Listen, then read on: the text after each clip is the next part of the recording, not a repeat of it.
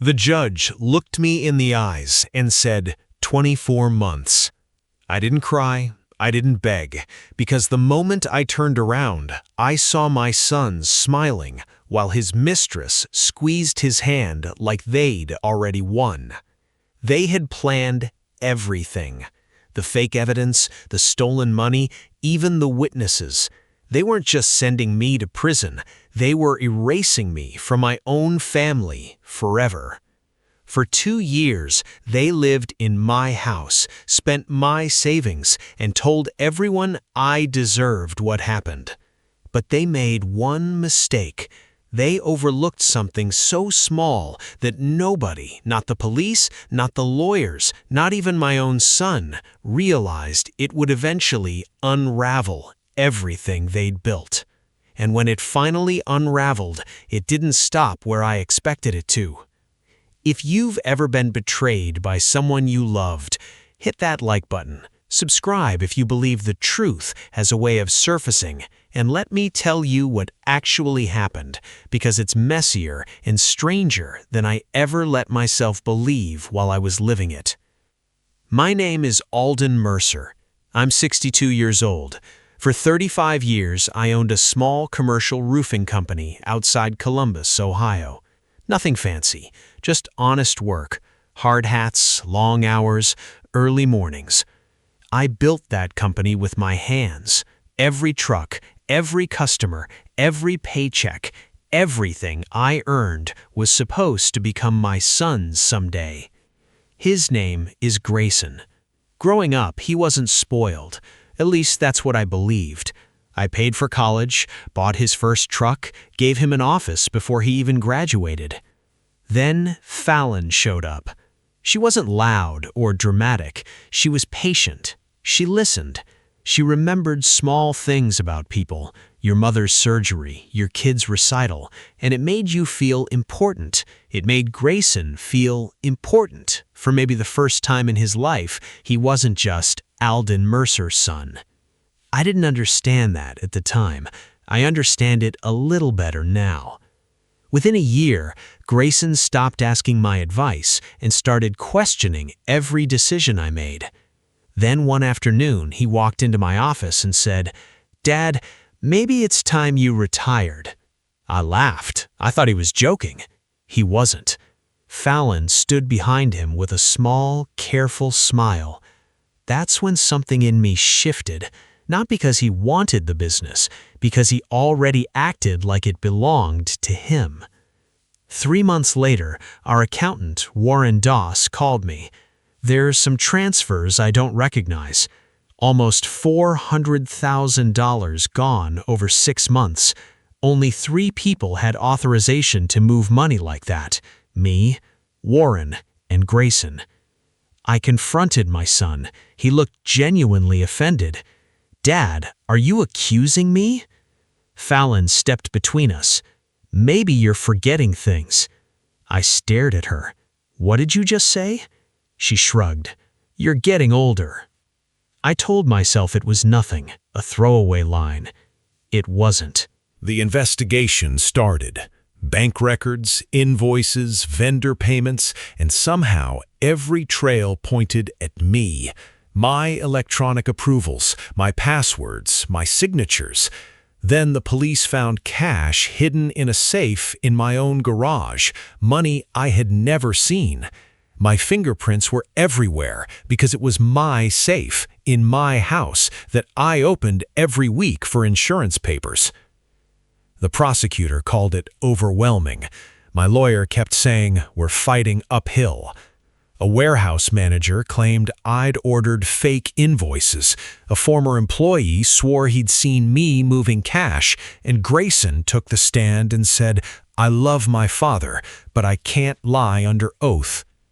That sentence hurt more than the conviction did. Prison did something to me I still haven't fully named. The first 6 months, nobody visited, not once. No card, no letter. I told myself I didn't need anyone to. That was a lie I got good at telling. I stopped sleeping through the night. I'd wake up at 3 a.m. certain I'd forgotten to do something, lock a door, sign a form, call a supplier. and then remember slowly where I was and why none of that mattered anymore. Some mornings I couldn't remember what day it was, and I'd sit with that small, cold fear. Maybe Fallon was right. Maybe I really am starting to lose pieces of myself. I never said that out loud to anyone. I barely let myself think it in full sentences. My cellmate for the first year was a quiet man named Desmond, in for something he never discussed and I never asked about. We didn't talk much the first few months. Then one night he asked why I kept a folded blank piece of paper under my mattress. I told him I didn't know. I just needed something that was mine, that nobody else had touched. He nodded like that made perfect sense to him, and after that we talked most nights.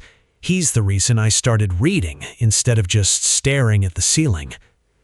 Then there was Leonard, the older man everyone mentions when I tell this story, because his one sentence changed the direction of my life.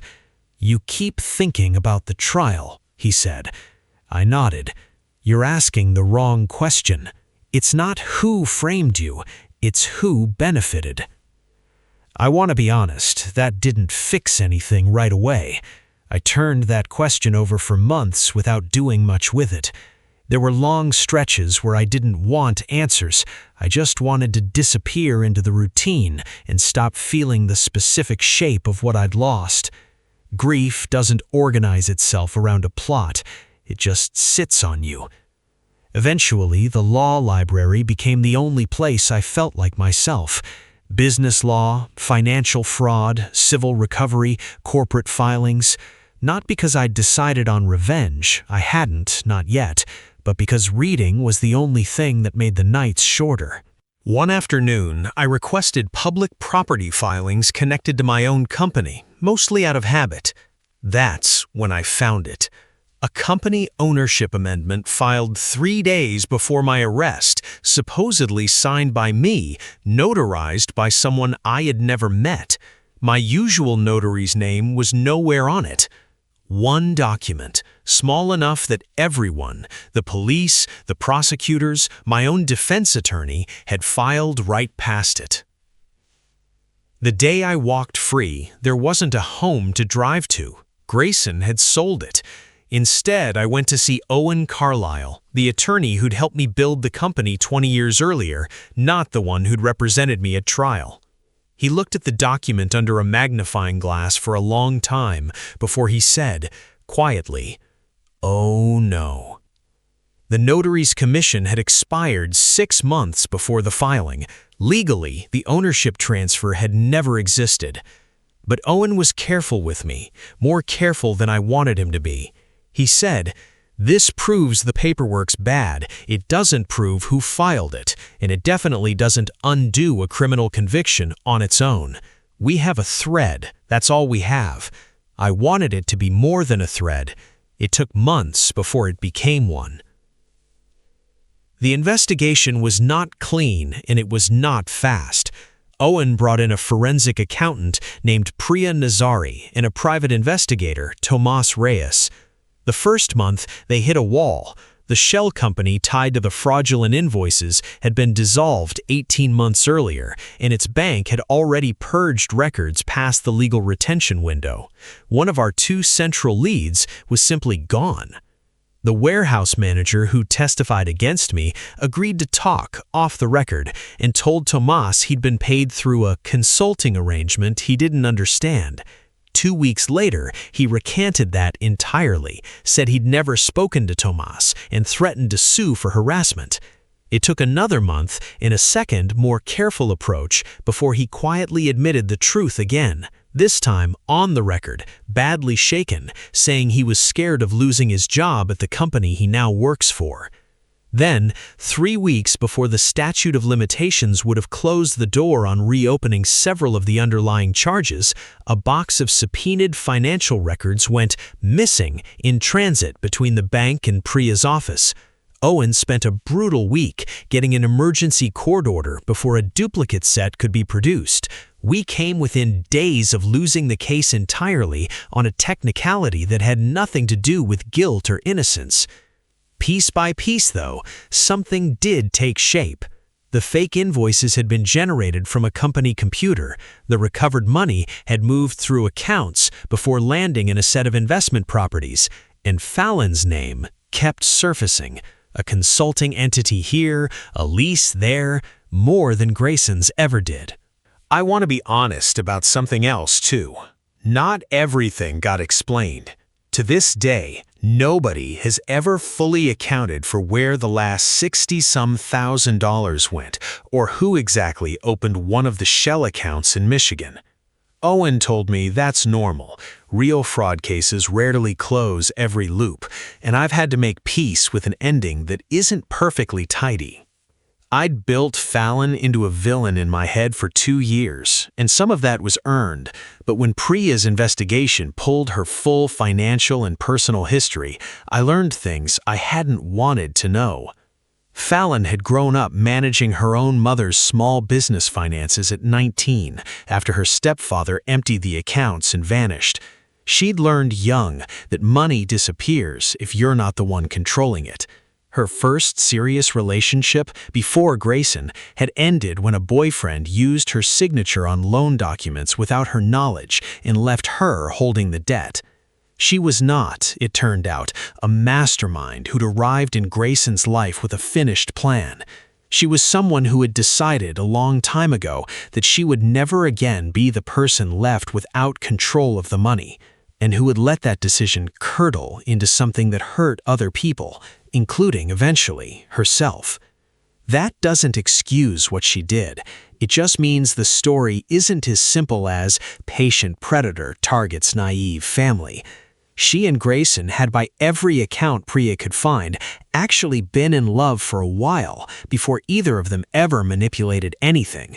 The fraud came later, growing out of fear and greed together, not out of fear alone or greed alone. We didn't go to the police right away.